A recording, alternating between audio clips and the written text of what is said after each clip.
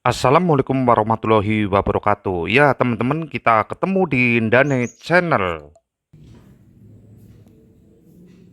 Ya, teman-teman, kita sekarang berada di kantor Ikatan Jurnalis Televisi Indonesia, Porda Banyumas Raya yang berada di Jalan Raga Semangsang, Kota Purwokerto, Jawa Tengah. Nah, saat ini kita sedang kedatangan tamu istimewa nih, mantan wartawan atau kameramen RCTI, ya, Mas Ferry Santoro, yang merupakan kameramen senior. Ya, kita sudah sangat mengenal namanya ya. Nah, kali ini kita bisa langsung ketemu ini. Nah, Mas Ferry kan punya pengalaman sangat apa istilahnya di dunia jurnalis itu, eh, punya pengalaman yang cukup pahit lah. Ibaratnya ini terancam dulu nyawanya ketika ditangkap GAM pada era tahun 2003 ya Mas. Ketika itu beliau bersama almarhum Ersa Siregar yang merupakan reporter senior juga di RCTI hingga almarhum Era Siregar itu meninggal dunia ketika terjadi kontak senjata antara TNI Polri dan pasukan GAM yang berada di tengah hutan. Nah, saya kepingin banget tahu nih pengalaman Mas Ferry secara singkat saja. Saat itu seperti apa perasaan Mas ketika berada dalam kurungan ya, dalam sekapan dari pasukan GAM waktu itu? Ceritanya gimana Mas? Bisa ditangkap? Bukan sekapan ya. Kalau di sekap kan kita di benar-benar sekap itu kan kita sebenarnya di Sandra aja. Sandra GAM. Emang posisinya sangat-sangat dramatis sekali itu, tapi ngeri kan Jawa. Karena saya kebetulan orang Jawa kan, orang kampung itu kan paling benci sama orang Jawa. Di saat awal pertama kali kita ditangkap, emang saya rasa takut pasti ada, sangat ada. Jadi antara hidup arah besok mending mati besar. Karena sempat ditanya bahwa ditanya sama anggota GAM waktu malam pertama kali tangkap, ditanya, kamu dari mana? Saya dari Jawa. Oh pantas, jangan harap kamu besok bisa lihat matahari terbit gitu loh. Saya kan pasti takut sekali gitu loh. Rasanya seperti itu. Perasaannya karena daerah-daerah situ kan daerah konflik kan. Nah, kita udah rasanya berbaur aja lah gitu loh. Rasa ketakutan pasti ada gitu loh. Tapi saya kembali kepada saya mudah-mudahan lah saya semangat saja lah. Saat itu awal penangkapan oleh GAM sih, itu waktu itu sedang perjalanan dari mana ke mana? Perjalanan pulang ke Sumaweng karena kita sama almarhum Bang Esa waktu itu meliput daerah Langsa. Daerah Langsa ada pasukan marinir mau jumpa pes. Jadi kita meliput ke sana. Sepulang dari Langsa kurang lebih sudah masukin kurang lebih 10 kilo lah. Itu di perjalanan kita berhenti dulu untuk sholat asar, waktu asar. Waktu asar kita sholat, setelah sholat kita melanjutkan perjalanan lagi karena kita harus membawa materi itu untuk ditayangkan di seputar Indonesia sore. Itu harus berjar waktunya karena kan kita dulu kan belum ada enak kalau harus dikirim kalau riset itu kan. kalau naskahnya udah dikirim, kita materi aja, kaset aja. Itulah perjalanan kurang lebih kita kecepatan 80 km per jam. Nah di tengah jalan kita tangkap tahu-tahu disuruh aja sama sekitar 8 orang.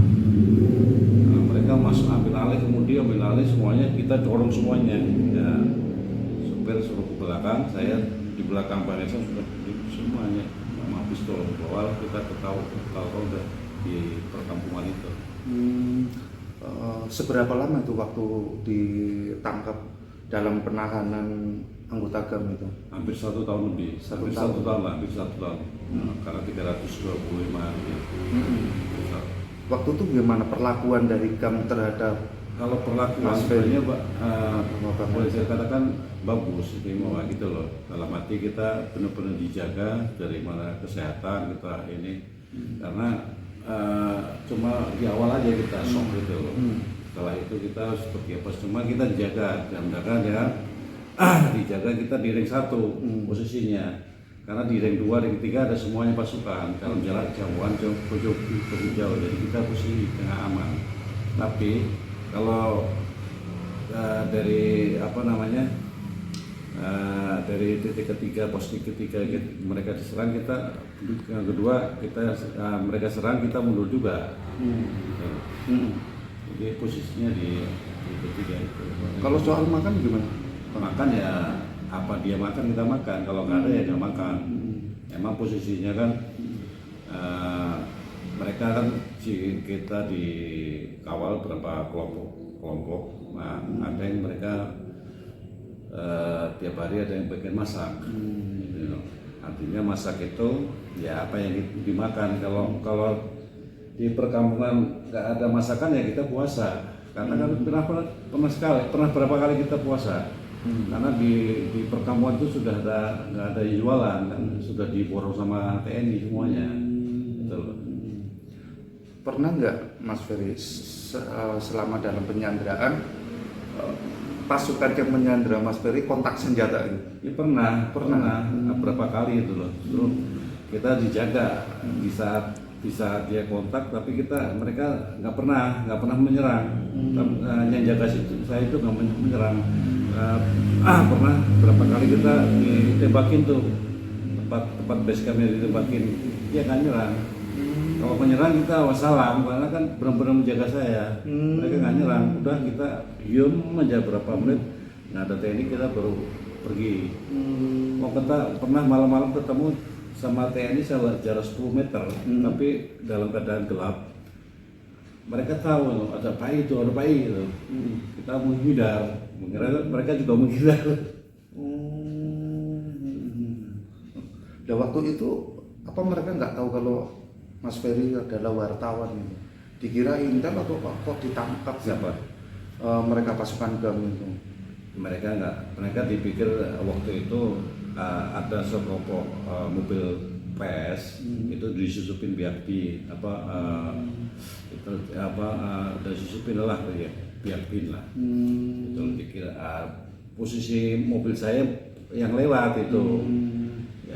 Ya itu yang ditangkap. Harusnya kan bukan kita sebenarnya gitu loh. Salah berarti ya, salah tangkap ya.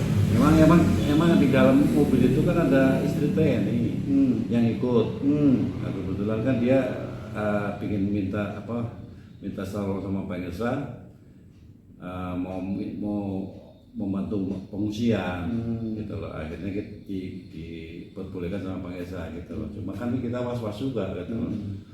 Karena emang istri perwira itu yang dia punya rumah itu base camp kita. Gitu, kita sewa rumahnya beliau itu. Di dalam kendaraan waktu itu ada berapa orang? Ada 4, 5 sama sopir. Oh, 5 sama sopir. Ada yang penumpang dari istri TNI. Kan istri TNI 2, saya sama Pengesang. Ikut di Sandra waktu itu? Di Sandra juga. Oh, sampai semuanya. Hampir setahun juga? Nggak sampai dia. Berapa bulan doang. Dia dilepas? yang perempuan? Karena orang Aceh gitu loh. Kalau saya sama Pengesang sampai kejadian almarhum itu. Nah ini Bang, selama dalam penyanderaan terus bisa bebas, seperti apa prosesnya waktu itu? Kalau bisa bebasnya itu terjadi gencatan senjata selama 2 hari. Dan itu pun saya rasa itu berbelit-belit banget itu dalam satu komunikasi antara kedua pihak kantor semuanya. Karena akhirnya terjadilah kegiatan senjata 2 hari itu. Dan dalam 2 hari itu tidak ada kontak tembak selama itu, tidak ada pasukan ke mana-mana, wilayah tidak ada. Nah, kita berjalan tuh 2 hari, selama 2 hari harus sampai ke lokasi tempat pelepasan saya. Gitu. 1 hari itu malam perjalanan. Itu jalan kaki itu ya? Setelah lepas rasanya gimana? Ya, rasanya antara gembira aja lah, bersyukur lah kita. Cuma pandangan saya itu kan udah masih oleng itu loh, dalam arti itu banyak teman-teman itu kan pada nanya siapa, saya nggak tahu itu loh. Ya, pandangannya udah kayak hampa Kosong. gitu, kosong gitu loh. Seolah-olah itu masih dalam Sama penyanderaan kakak gitu. saya Mas Kayak Bambang mimpi Hedi gitu aja. ya. Mas Bambang kan waktu itu sempat datang juga ke Aceh jemput saya gitu loh. Saya nggak ngerti dia, belum nggak udah kosong aja Trauma pikirannya. gitu ya, merasa trauma ya.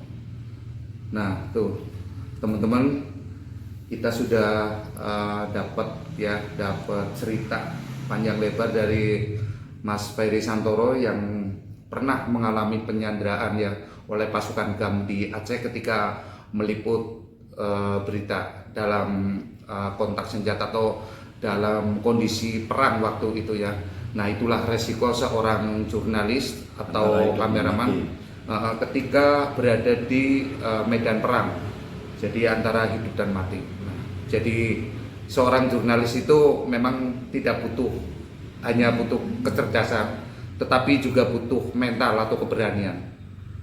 Terima kasih Mas Ferry atas ceritanya, menarik sekali.